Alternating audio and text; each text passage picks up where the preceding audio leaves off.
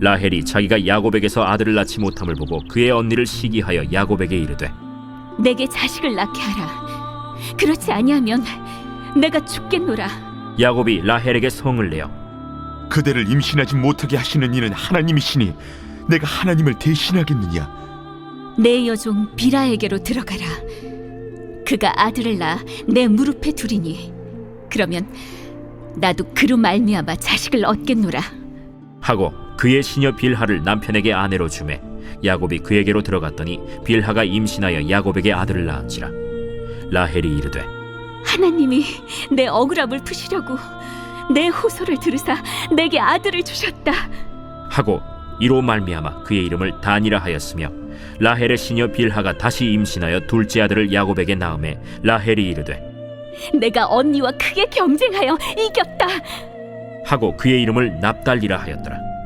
레아가 자기의 출산이 멈춤을 보고 그의 시녀 실바를 데려다가 야곱에게 주어 아내로 삼게 하였더니 레아의 시녀 실바가 야곱에게서 아들을 낳음에 레아가 이르되 복되도다. 하고 그의 이름을 가시라 하였으며 레아의 시녀 실바가 둘째 아들을 야곱에게 낳음에 기쁘도다. 모든 딸들이 나를 기쁜 자라 하리로다. 하고 그의 이름을 아셀이라 하였더라. Everyday is Sunday. 우리의 매일을 썬데이로 세팅하라. 할렐루야. 오늘도 주님과 함께 충만하신 여러분 되시기를 축복합니다. 예일대학의 심리학 교수인 살로비 박사님은 미국 범죄의 20%가 질투 때문에 발생한다 말했습니다. 시기 질투가 무서운 범죄 행위의 압도적인 요인이다 분석한 것이죠. 그런데 이 질투의 특성 중에 하나가 자기와 전혀 관계없는 사람에 대한 것이 아니란 것입니다. 가령 옷가게를 하는 사람이 어떤 농부가 농사를 잘해서 거금을 벌었다고 해서 질투하지 않고 회사원이 같은 동네에 쇼핑몰이 너무 잘 된다고 해서 질투하지 않는다는 것이죠.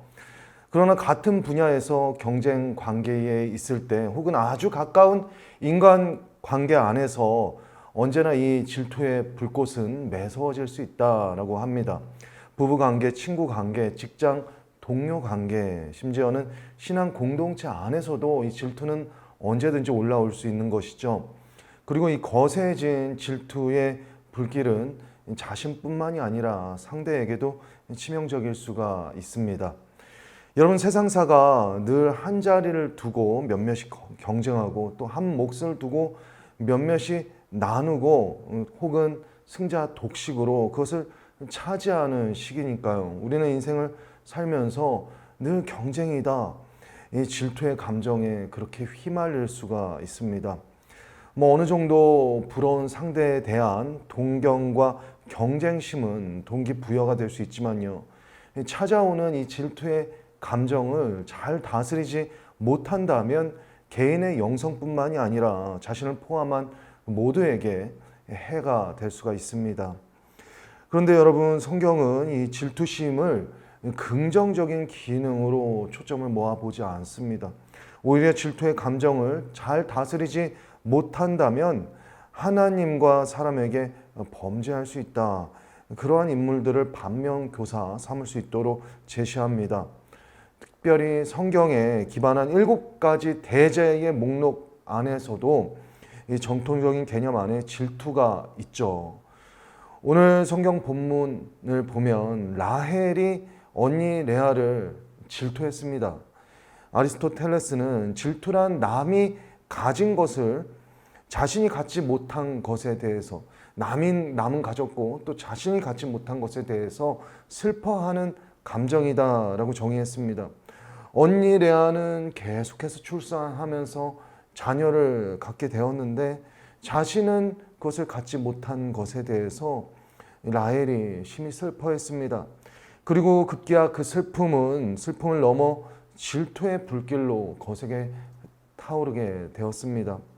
그런데 여러분, 한번 보십시오. 야곱이 7년에 7년을 더하며 수고해서 라헬을 아내로 맞이할 정도로 그녀를 깊이 사랑했습니다. 그 사랑을 얻었고요. 미모도 언니보다 빼어났죠. 하지만 질투심 때문에 이 자매 간의 우애는 깨지고 가정의 평안은 사라졌습니다. 한 사람이 질투심에 타오르면 그 주변은 황폐화되는 것입니다. 이 라헬의 질투 때문에 온 가족의 힘든 시간이 계속해서 깊어지고 있습니다. 톨스토이의 안나 까레니나의 유명한 첫 문장이 있죠. 행복한 가정은 서로 닮았지만 불행한 가정은 저마다의 이유로 불행하다. 그렇습니다. 인생을 살면서 확실한 것은요, 행복한 모습을 보면은 다 거기서 거기로 비슷하지만 불행한 모습은 제각각 다르다는 것이에요. 부유하든 궁핍하든 독특한 삶의 경력을 소유했든 평범한 삶이든 저마다 자기만의 고통과 어려움이 있어요. 들여다보면 인생 저마다의 아픔과 고통이 있고 예외 없이 그것은 모두에게 똑같이 적용이 됩니다. 그런데 어떤 상황이든 이 힘든 인생 속에 질투심이 투영이 되면요, 질투심이 그 가운데 발동이 되면 이 고통이 감경되고 해결되기는커녕 오히려 그 고통이 가중됩니다. 이 질투에 눈먼 한 사람이 자신도 힘들게 할 뿐만이 아니라 주변 모두를 힘들게 하는 것이죠. 물론 라헬이 이 질투심에 눈멀었다 할 때 라헬의 고통을 다 겪어보지 못한 사람이 함부로 그녀를 말할 수는 없습니다. 이 훌륭한 외모를 가지고 사랑하는 남편을 가진 여인이 그렇게 질투할 수 있을까 생각할 때 여러분, 그녀가 자식 없이 보냈던 긴 세월을 또 생각해 보십시오. 자식 없는 현실이 그만큼 괴로웠기 때문에 또 자신은 괴로운데 옆에 있는 레아는 줄줄이 자식을 낳습니다. 꼭 라헬이 아니라 그 라헬의 입장에 누가 있었어도 참 마음 지키기 어려웠겠다 싶습니다. 그런데 여러분, 우리가 이 질투의 감정 안에서 자유로운 인생 없습니다. 가만히 여러분의 삶을 한번 생각해 보십시오. 만일 내가 누군가의 조연의 역할을 계속 맡는다면 나도 똑같이 열심히 하고 똑같이 성실히 사는데 내가 누군가를 빛나게 해주는 그러한 역할만 계속해서 감당해야 한다면요, 그 대상이 내가 정말 아끼고 사랑하는 대상이라면 괜찮아요. 내가 그를 빛나게 해주는 데 있어서 내 열정과 헌신이 아깝지 않습니다. 그런데 똑같은 동료 간에 나는 보이지 않는 곳에서 수고하고 헌신하는데 내 동료는 빛이 나는 그 자리에서 계속 빛이 난다면 정말 마음 지키는 것 쉽지 않을 것 같습니다.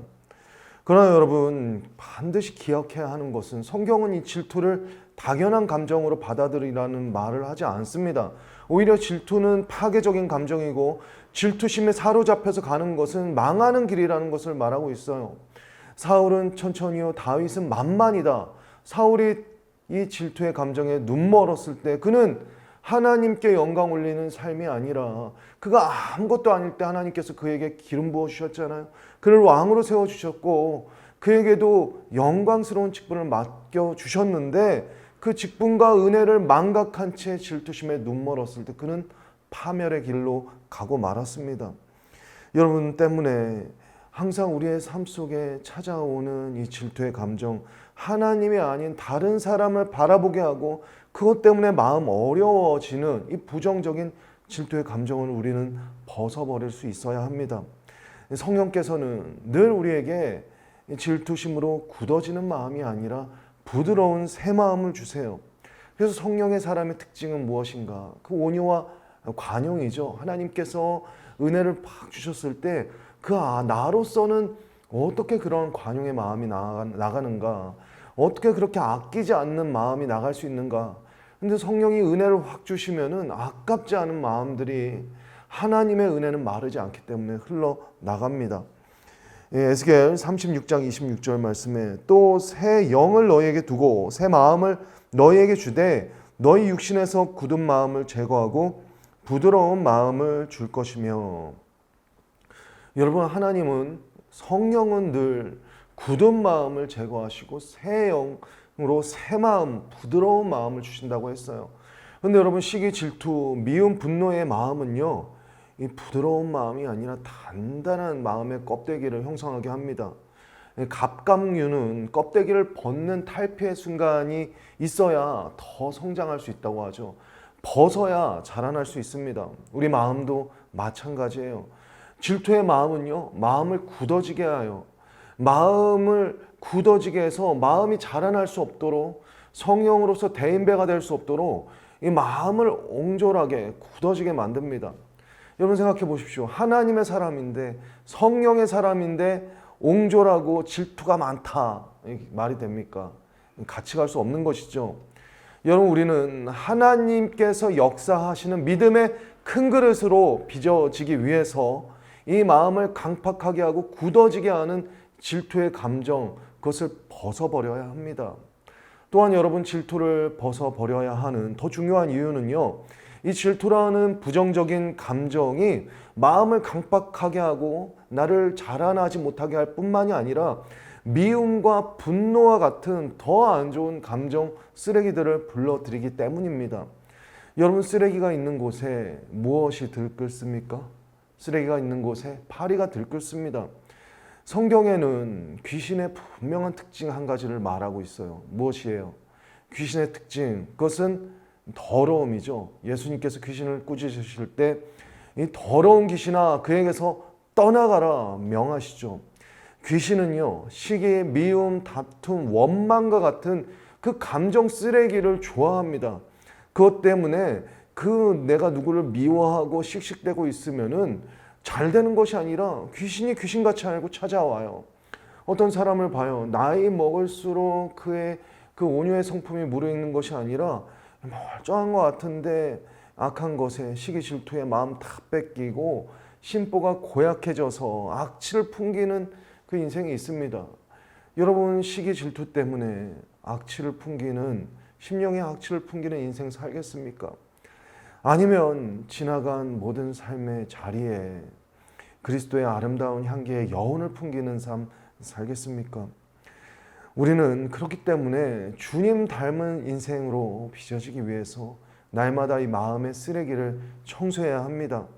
깨끗한 마음으로 사람을 대하고 청결한 심령으로 주님을 바라보며 나아갈 수 있어야 합니다. 마태복음 5장 8절에서 9절 말씀, 마음이 청결한 자는 복이 있나니 그들이 하나님을 볼 것이며 화평하게 하는 자는 복이 있나니 그들이 하나님의 아들이라 일컬음을 받을 것이며. 아멘. 화평케 하는 자는 복이 있다.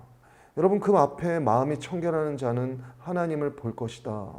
또 화평케 하는 자가 하나님의 자녀라 일컬음을 받을 것입니다 라고 말씀하셨습니다. 질투심을 극복하고 하나님의 자녀로서 살기를 원합니다. 마음을 청결하게 하고 하나님을 바라보기를 원합니다.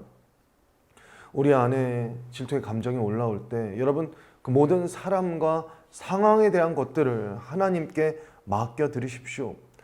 이 질투하고 원망한 마음을 당연하게 가지고 있는 것이 아니라, 주님, 내가 받은 은혜가 어디인데 내가 질투했군요, 내가 미워했군요, 그 모든 마음을 하나님께 토로하며 회개하기를 원합니다. 그렇게 마음을 청결하게 하십시오. 그리고 오늘 바로 주님 앞에 주께서 내게 맡겨주신 그 일에 집중하는 것이죠. 여러분, 성공적인 인생을 살아나간 이 대가들의 삶을 보면요, 언제나 다른 사람의 삶을 살지 않았습니다. 그들의 삶에 타인의 삶은 없어요. 오늘 내게 맡겨주신 삶을 그가 살았던 것이죠. 예술의 영역에서 대가라고 불러지는 사람을 보십시오. 경쟁에 소진되지 않았어요. 자신의 길을 가는 것이죠. 이 가수 중에서도 가왕이라고 불리는 사람을 가만히 보면요, 그 자기의 길을 가요. 다른 사람과 경쟁해서 그와 경쟁하는 그의 길을 가지 않습니다.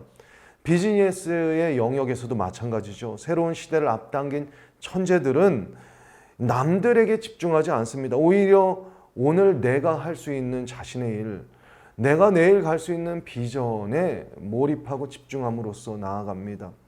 바로 질투심에 마음 뺏기지 않는 자가 살아갈 수 있는 오늘의 삶입니다. 여러분, 하나님은 우리 모두를 그렇게 특별하고 존귀하게 지으셨어요. 자기 인생의 대가가 되도록 지으셨습니다. 그렇기 때문에 다른 누군가보다 대접받지 못하고 인정받지 못하는 것 같아서 억울해서 내가 갖지 못한 것 때문에 그렇게 마음 뺏겨서 슬픈 감정이 올라올 때, 여러분, 하나님 앞에 그 모든 마음을 털어내십시오.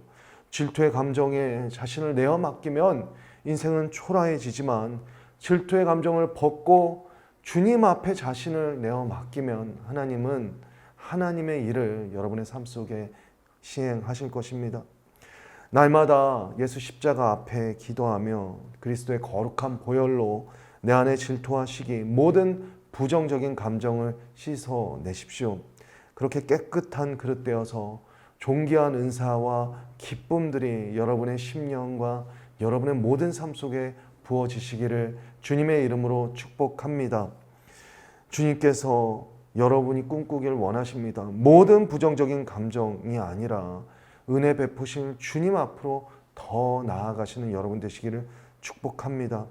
힘들어도 하나님 앞에 그 모든 부정적인 감정을 토로하며 맡기는 자는 성숙의 길로 나아갑니다.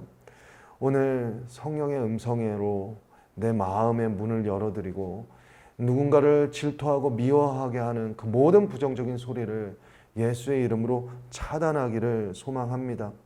내 마음을 강팍하게 하고 악친하게 하는 모든 질투의 감정을 벗어버리고 오직 성령을 힘입어 십자가 그 은혜의 향기에 여운을 남기는 인생, 바로 아름다운 그리스도의 향기로 삶을 채워 나아가시는 저와 여러분 우리 모든 성도님들 되시기를 주님의 이름으로 축원합니다. 함께 기도하시겠습니다. 사랑하는 주님, 우리에게 베풀어 주신 한량없는 은혜, 값으로 살 수 없는, 값으로 살 수 없는 그 은혜를 우리가 힘겨웠는데 날마다 어렵고 힘든 상황 속에서 나보다 더 잘되고 빛나는 것 같은 그 사람을 보고 또 피해 의식으로 반응하며 질투와 시기의 감정, 분노와 원망의 감정으로 휩싸이던 우리 자신을 주님 앞에 회개합니다.